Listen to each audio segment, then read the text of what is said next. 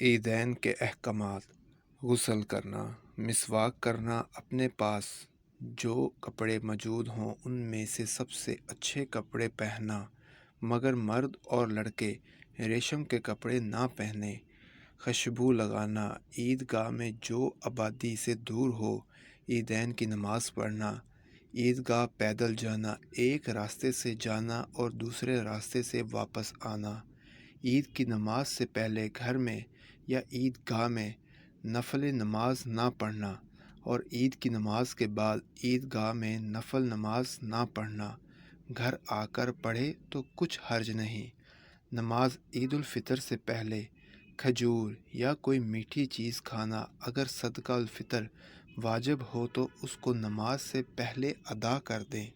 مزید احادیث واقعات سننے کے لیے ہمارے چینل کو سبسکرائب کریں اور بیل آئیکن کا بٹن ضرور پریس کریں۔